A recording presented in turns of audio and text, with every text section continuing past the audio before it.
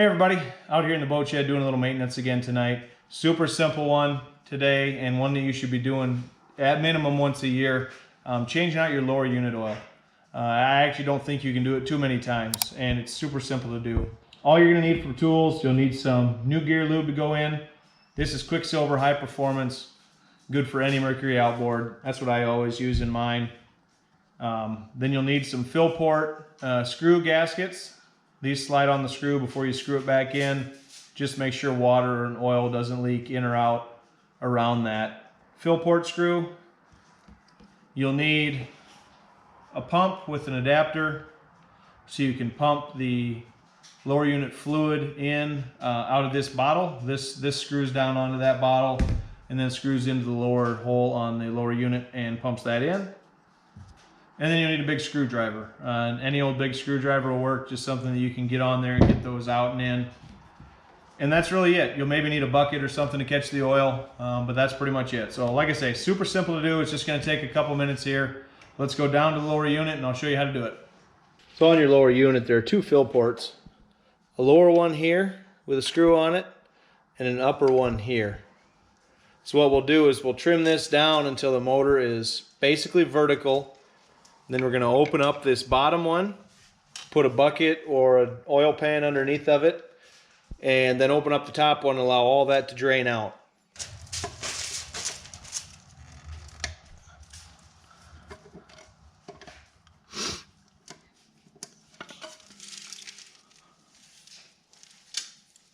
Bottom one out.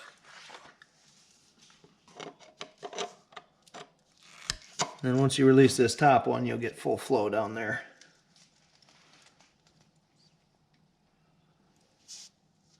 And then you want to kind of look at your oil as it's coming out. You can see mine looks pretty good, not dark or anything. If you're getting water in your lower unit, it'll show up kind of a cream color in there. Not seeing any of that so far, so that's a good sign. Make sure you get your old washers out of there. I did use the blue ones last time, it looked like. It really doesn't matter which ones you use as long as you're changing them out each time you use them. Best practice. So I'll let this drain out and then we'll start back up once it's drained. All right, most of that dripped out. You don't need to get, as long as you don't have any contaminants or anything, you don't need to get every little drop out. Just get most of it out of there. First thing I'm going to do is screw on this adapter. I think I cross-threaded a little there.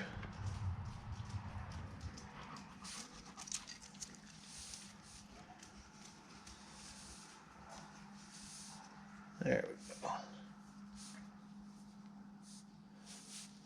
There we go. Then I'll take my bottle. I already punctured the seal. Just screw this on. Then from here, we're just going to start pumping. That'll get fluid going. There it comes. Now we're just going to pump it up and through there. It'll take a little bit. Mine doesn't use a full container of gear lube, but uses most of it. So it is ideal to have this a little closer to vertical when you're doing it. So I'm going to trim down just a touch. Hey Rex.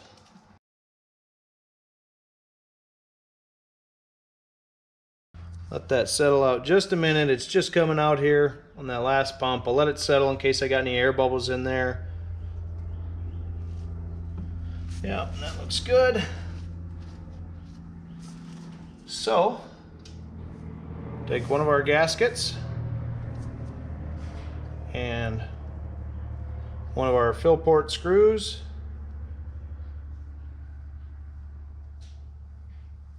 Slide that on.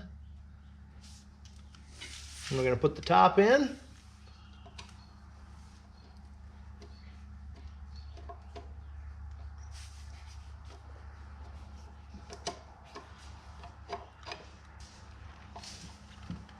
There we go. And just get that good and snug. I believe the specs on These yellow gaskets are 100 inch-pounds or pound-inch, however the proper delineation for torque is. I'm going to call it inch-pounds. 100 inch-pounds on the yellow ones, 60 on the blue ones. I don't ever put a torque wrench on it. Just get it good and snug. And then before I do the bottom one, before I take this out, I'm actually going to raise this up a little just so it's easier to work with. We'll get our other fill port screw ready.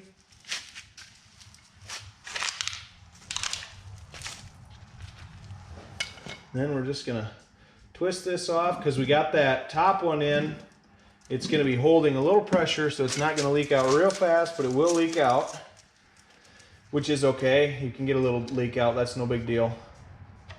And then same process there, put it in, snug it down, and you're good. I'll clean that up.